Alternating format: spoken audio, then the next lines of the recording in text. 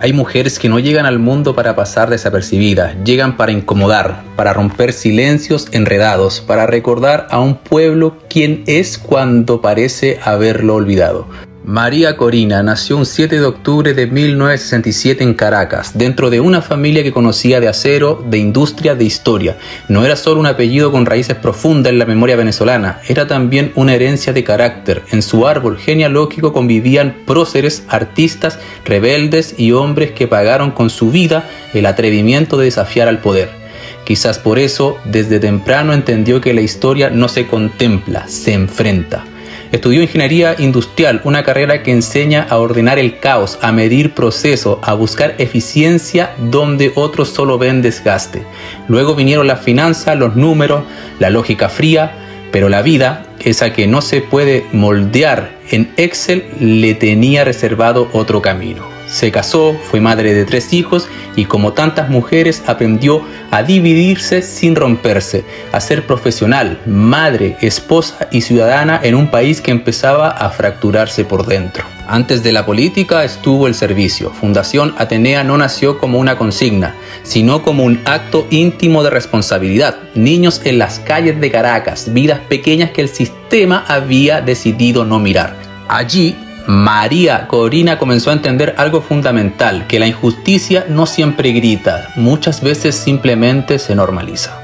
Y luego llegó 2002, el año en que Venezuela se miró al espejo y no se reconoció. Polarización, rabia, miedo. En ese punto de quiebre, ella dio el paso que separa a quienes opinan de quienes asumen consecuencias.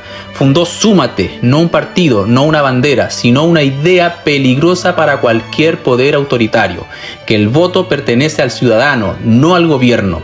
Recolectar firma parece un acto simple, pero en contexto de miedo, firmar es un gesto de valentía.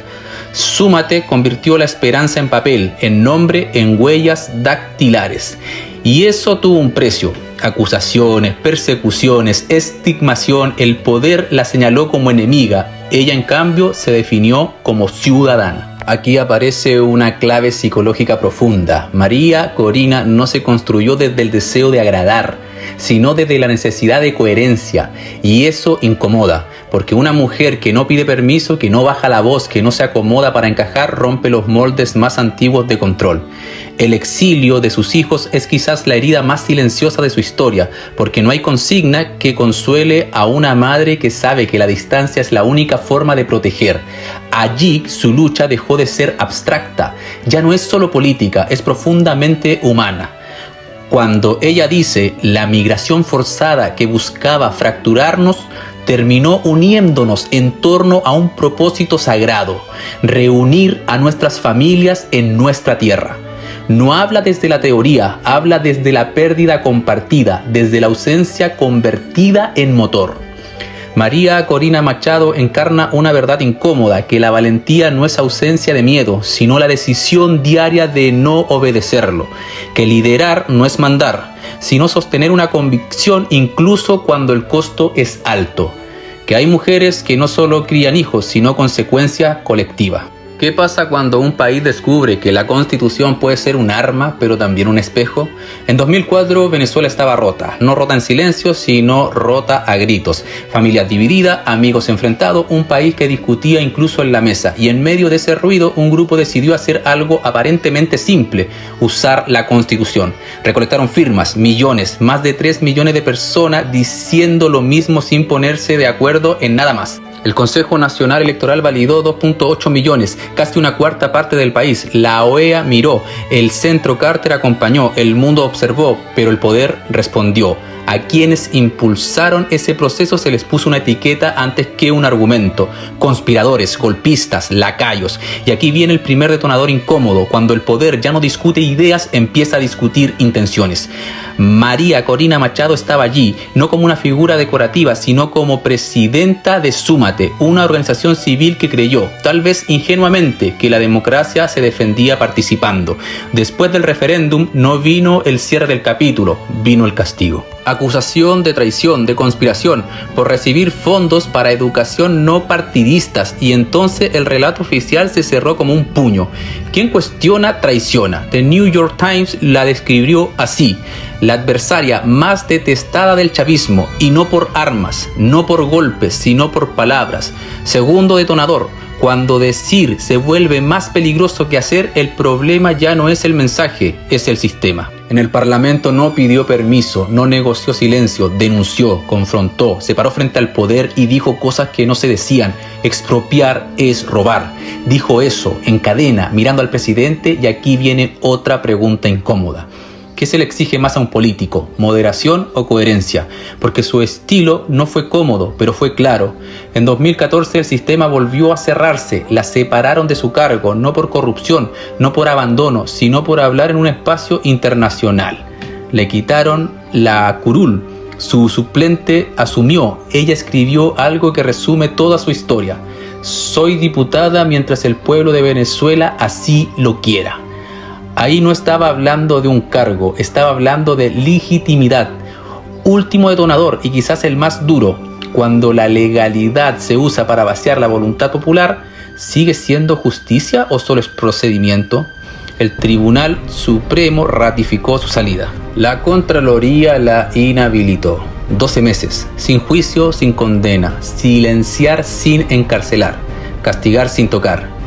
Y esta historia no es sobre estar de acuerdo o no con María Corina Machado, es sobre algo más profundo, es sobre qué le pasa a una democracia cuando empieza a defenderse, prohibiendo. Porque al final la pregunta no es quién es ella, la pregunta es qué hace un país con quienes no se rinden, con quienes no se adaptan, con quienes no bajan la voz. Y quizás la respuesta más honesta sea esta: las naciones no se quiebran cuando alguien las confronta, se quiebran cuando ya nadie se atreve a hacerlo.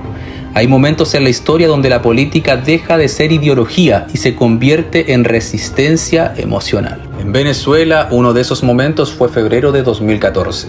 Las calles ardían, no solo por las barricadas, sino porque algo más profundo se estaba quebrando: la paciencia. Leopoldo López estaba preso no en cualquier cárcel, en una prisión militar, juzgado como si la disidencia fuera un delito de guerra, y entonces apareció una consigna que no pedía reformas, pedía salida, la salida. María Corina Machado no estaba al margen, estaba al frente, no escondida, no ambigua, y el costo fue inmediato. Mientras otros negociaban el lenguaje, ella dijo algo que no se olvida: en dictadura, mientras más débil esté el régimen, mayor será la represión. Detonador 1. Cuando el poder se siente frágil, no dialoga, golpea. Años después, en 2018, la escena cambió. Ya no era una calle, era un puente, el puente internacional Simón Bolívar. Una frontera literal, de un lado Venezuela, del otro Colombia. Y en el medio una barrera. María Corina de un lado, expresidentes colombianos del otro. No se abrazaron, no cruzaron, hablaron separados. Y esa imagen dice más que 1000 discursos. Un país que no puede cruzar ni siquiera sus propias palabras. Detonador 2. Las fronteras más duras no son geográficas, son políticas. En 2023 el régimen hizo lo que ya sabía hacer bien: inhabilitar, prohibir sin explicar, cerrar sin condenar. No podía ser candidata en 2024, y aquí ocurre algo que ningún manual del poder anticipa. Las primarias la hicieron indiscutible, no como cargo, sino como símbolo. Entonces dio un paso que pocos entienden. No insistió en su nombre, respaldó a otro, Edmundo González, porque hay liderazgo que no necesitan aparecer en la papeleta para estar en cada voto. Detonador 3. El liderazgo real no siempre ocupa el centro, a veces lo sostiene. La persecución continuó, la clandestinidad se volvió rutina, el silencio estrategia. Hasta enero de 2025, Chacao, manifestación, reaparición, y luego lo impensable: interceptada, violentada, secuestrada. Horas después, libre, golpeada, forzada a grabar mensajes, y aún así hablando, celebrando que la gente seguía en las calles. El gobierno, por supuesto, negó todo.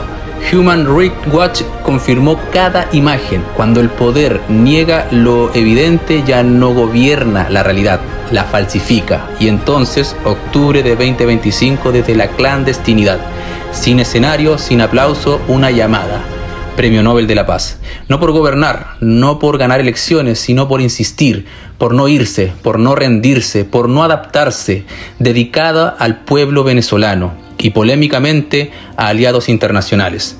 Porque incluso los símbolos, cuando son reales, incomodan. El día de la ceremonia ella no llegó a tiempo. Estaba cruzando el Atlántico, no como presidenta, no como candidata, como mujer perseguida. Su hija recibió el premio y ahí está quizás la imagen final de esta historia. Una madre luchando para que su hija no tenga que hacerlo. Hay luchas que no buscan gloria, buscan herencia. María Corina Machado incomoda, y no porque provoque ruido, sino porque provoca conciencia.